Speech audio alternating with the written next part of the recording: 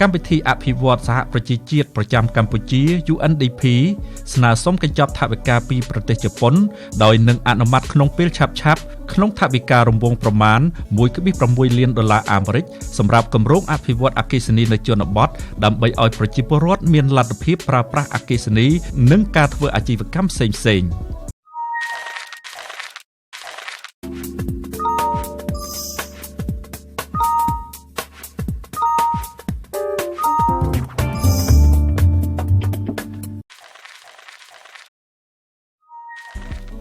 លោកស្រី Aliza Checker ប្រធានកម្មវិធីអភិវឌ្ឍសហប្រជាជាតិប្រចាំកម្ពុជាហៅកាត់ UNDP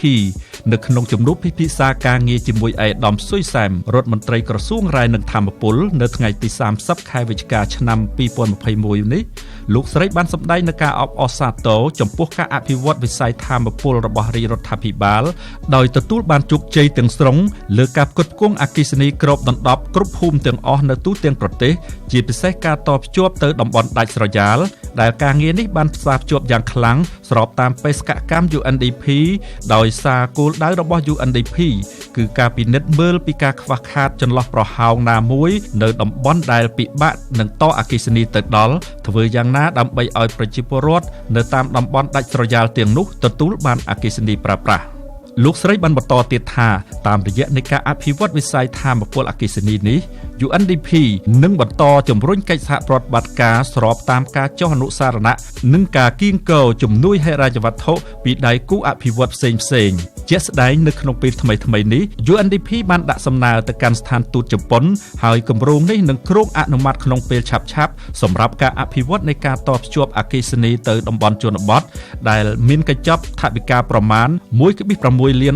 អាមេរិកសម្រាប់អនុវត្តគម្រោងរយៈពេល18ខែដែលគោលការណ៍នេះនឹងអភិវឌ្ឍតាមហេដ្ឋារចនាសម្ព័ន្ធនៃក្របខ័ណ្ឌច្បាប់ថាមពលរបស់កម្ពុជាដើម្បីធ្វើឲ្យប្រជាពលរដ្ឋនៅតាមជនបទមានលទ្ធភាពប្រើប្រាស់អគ្គិសនីដែលជាការចូលរួមកាត់បន្ថយភាពក្រីក្រនៅកម្ពុជាពិតៗនៅក្នុងជំនុំនេះឯកឧត្តមស៊ុយសែមរដ្ឋមន្ត្រីក្រសួងរាយនឹងធម្មពលបានស្នើដល់ UNDP បន្ថែមលើការពិនិត្យលទ្ធភាពសហការនិងការអនុវត្តសកម្មភាពការងារធម្មពលដោយផ្ទាល់ជាមួយក្រសួងរាយនឹងធម្មពលសម្រាប់គម្រោងថ្មីជាបន្តទៀតជាពិសេសការសហការរៀបចំសាកល្បងផ្គត់ផ្គង់អគ្គិសនីខ្នាតតូចដល់សហគមន៍និងភូមិដែលពុំទាន់មានអគ្គិសនីផ្គត់ផ្គង់ទៅដល់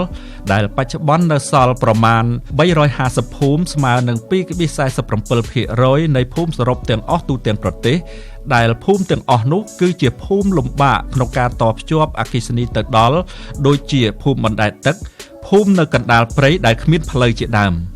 សូមបញ្ជាក់ថាជុំវិញនឹងគម្រោងអភិវឌ្ឍវិស័យថាមពលនេះកម្មវិធីអភិវឌ្ឍសហប្រជាជាតិប្រចាំនៅកម្ពុជាបានគាំទ្រគម្រោងអភិវឌ្ឍថាមពលរបស់កម្ពុជារួមមានការផ្តល់ជំនួយហិរញ្ញប្បទានគម្រោងសាងសង់សមត្ថភាពគម្រោងបច្ចេកទេសនិងការសិក្សាស្រាវជ្រាវនិងការផ្តល់សម្ភារៈបរិក្ខារជាដើមដែលសរុបទាំងអស់មានចំនួន10គម្រោងសម្រាប់ការអភិវឌ្ឍនៅក្នុងឆ្នាំ